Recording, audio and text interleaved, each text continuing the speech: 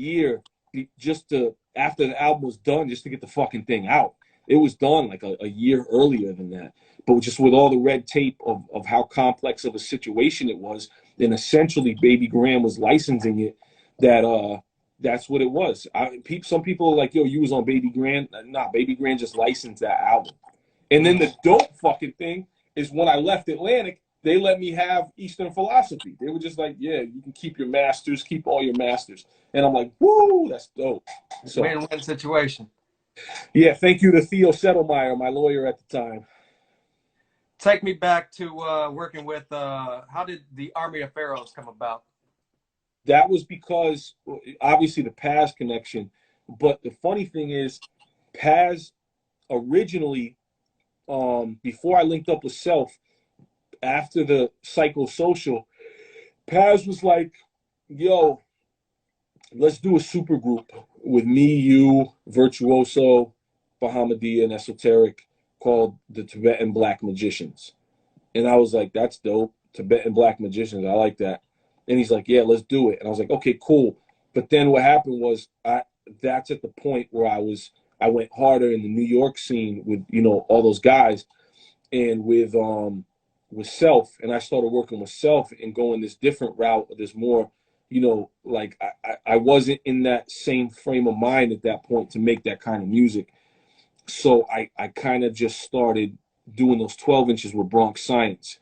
And I really regret that I did that because I wish I would have seen what would have came out of me staying the course and doing that stuff with Paz.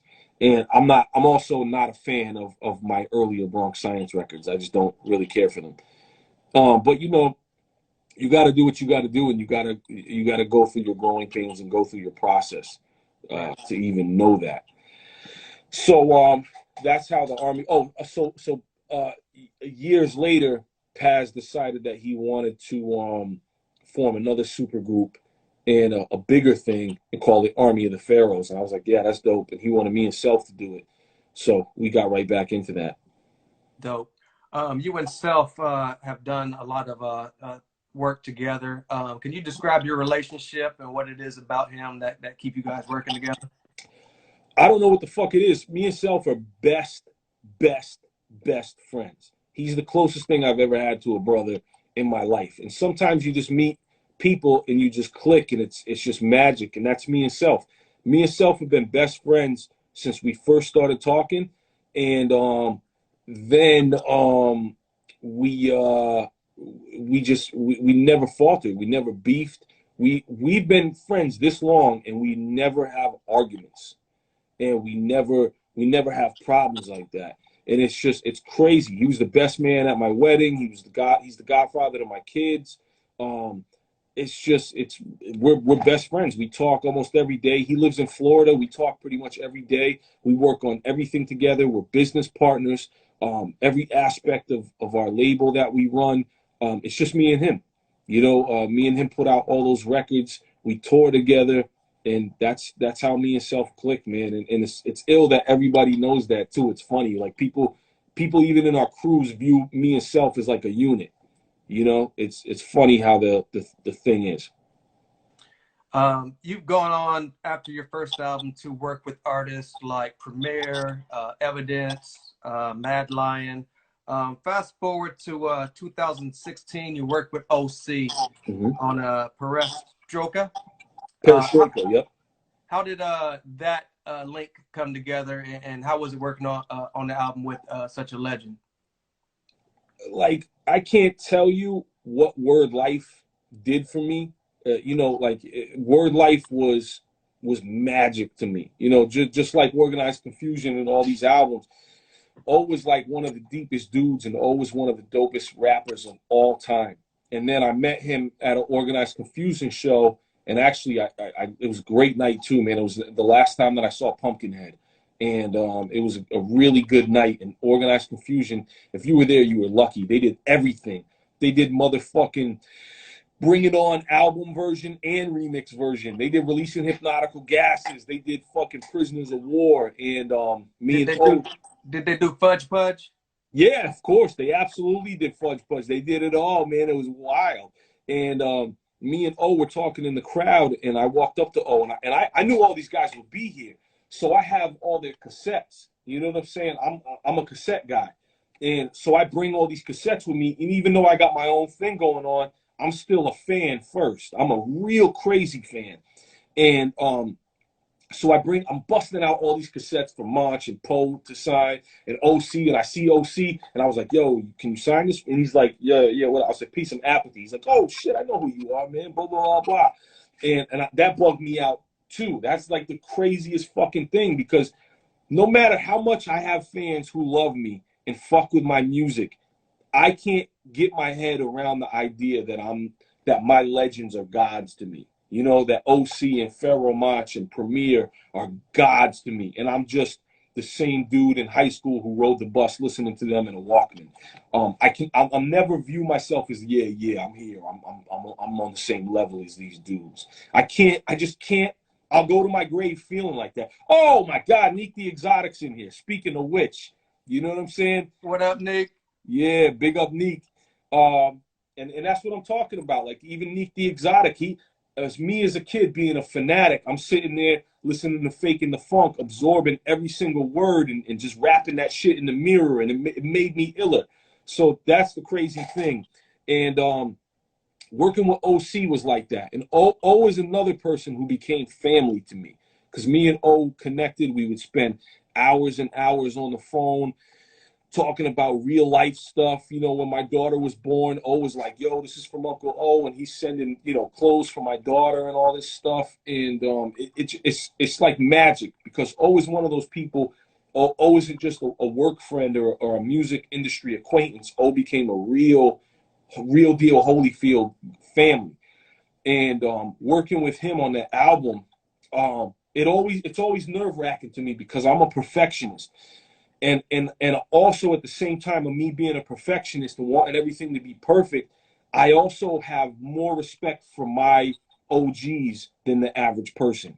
So I'm always very hesitant of saying, hey, I kind of want you to say this kind of way. You know what I'm saying? And Right. when O came up here to Connecticut and stayed up here, and O was like, yo, whatever you want to do, you tell me to do it, and let's go. And I trust you 110%. So we're recording joints. He left with joints a certain way, and I would send him back 3 different versions with 3 different beats of each song. And he's like, yo, you're crazy, man. I can't believe you do this much shit. But it was dope that he gave me total autonomy to make the project and shape it how I saw the vision. And then he I would send him stuff. He's like, yo, this is unbelievable. He's like, this is fantastic. And I just appreciated so much that it went that well. And he gave me that trust fall to let me do that. Right. Yeah, Such big up Swavsky's in here. Swavsky watched the whole thing happen a from word. start to finish. Yep. Swavsky was here the whole time. He heard every motherfucking version of every joint that I made. He was here the whole time. Swav took a lot of pictures for us too. A lot of memories, a lot of a lengthy discography. Can you tell the fans, we got about 10 minutes left, can you tell the fans what you have coming up next? Yeah, I have a whole album with Stu Bangers. We haven't decided on a title yet, but the whole album of Stu Bangers is unbelievable. It's coming out incredible. I got some surprise guest appearances that are absolutely incredible for that. Then I have Where the River Meets the Sea, which is coming out. That's like a album more introspective about life, but it's still really dope. It's not sappy or piece of sleeve bag. And I got a joint on there called PSE, which stands for Public School Era. It's got Styles P and Lil Fame on there. I got a whole bunch of stuff on there. It's really, really super dope. So that's it. Me and Stu Banger's album and Where the River Meets the Sea so far. And then self-titled, I'm working on self-titled with his album too. Where can the fans find your merch, your social media handles? Where are you at? Just on Instagram, I'm just at right here at Apathy. And then I don't even think any of the rest of them matter. Twitter and all that shit. And then demigodstore.com is where all of our merch is. But yeah. Got a fan question for you, but if you wanted to go back and answer that one for that Nas question. Oh yeah, working with Nas was cool, but I didn't like work with him. Work with him. Premier and Fat Gary hooked that up. They were like, Premier hit me up and was like, "Yo, you want to do a remix of this Nas joint I got? They want a remix of it." And I was like, "Cool." And my manager was Fat Gary at the time, who was Preem's manager at that time. And so I did the remix, and they're like, "Yeah, this is dope." And then Fat Gary was like, "Yo, do a verse on it." And I'm like, "What?" And I'm like, "It's gonna be official?" He's like, "Yeah, it'll be an official release." And I was like, "Oh my God." So I tried to write one of my coldest verses that I possibly could. Dope. Got a fan question for you. Besides working with OC and Self, is there any other artists you would consider making an album with? My dream, I don't want to pressure him because he's really busy and he's, like I said, he's my friend. But Pharaoh Monch is my number one spot of my biggest influence, my all time, favorite rapper legend. And Monch will probably be it if I could do that. Big up to Enemy the Illest, my brother in the building. What's your current take on the state of hip hop right now? I mean, there really is no hip hop. The most hip hop I felt in a long time is watching these Instagram live things happen. This Right. makes me feel like there's a pulse left. Back in the day when Bobito would play on the radio, and different people had different shows, and the Source magazine had fucking um, covers like this with fucking Tribe, Gangstar, and Redman. That's that's when hip hop was hip hop. Now it's like Uncle Bert Weekend at Bernie's. It's dead, and we're just going through the motions of propping up the hands and going through the ritual of doing what we do. But there's no hip hop kinetic feeling anymore. So I think that the current state of hip hop is being saved by community, a communal aspect of these live things, even this type of thing. This is exciting. It's now, it's happening now. It's not on demand like everybody has, and they're so spoiled, which takes all the feeling out from it. It's like you had to be there. Right. In this the trying times we have right now, can you leave your fans with a special message of how to, maintain and get through this?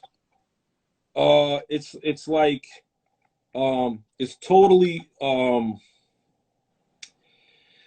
damn, this is a tough one, man, because I don't want to say the wrong thing, but it's a time where we all, our older ancestors went through fucked up things. They went through depression. They went through Jim Crow. They went through all these horrible things, and we have it so pussified in comparison. So we should be able to just stay in our fucking houses, wash our hands, and deal with losing some money for a little while. It's not like the Great Depression. It's not like Jim Crow. It's not like fucking polio and fucking all these terrible things. It sucks and it's depressing, but we're very fucking spoiled, so it hits us harder. And I'd have to just say, tough it out and just talk to people, reconnect with nature if you can, do some fucking cardio, jerk off and play video games, do whatever the fuck you got to do to get through this, with a positive aspect. Right. Well, Apathy, I'm a big fan, and I appreciate you making time for me today. Thank you so much, man. I appreciate you too. I love every time I see the stuff you post, it brightens my day, man. I appreciate you. And we're going to have to get together and make some trades and do that one thing where we're talking about with the posters. Yeah, absolutely. Yeah, definitely. That's a good idea, man. Yeah, and we'll make something happen. So in this time, just be safe. And like I said, I appreciate everything. You too, man. And Stay healthy, brother. you too. All right, And man. I am the journalist Sin-seer. Tomorrow we'll have Tash from the Alcoholics on. And in the meantime, everybody be safe. Thanks again, Apathy. Peace. Thank you. Peace. Thank you.